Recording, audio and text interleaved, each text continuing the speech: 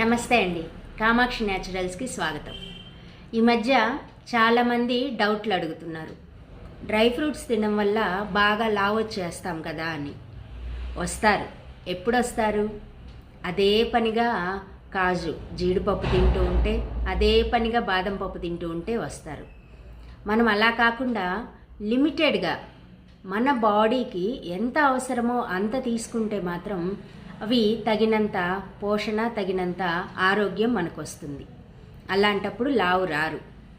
మనం ఒక spoon dry fruits పౌడర్లో మహా అయితే ఒక కాజు, ఒక బాదం, హాఫ్ అట్లా ఉంటాయి తప్పించి హెవీగా ఉండదు.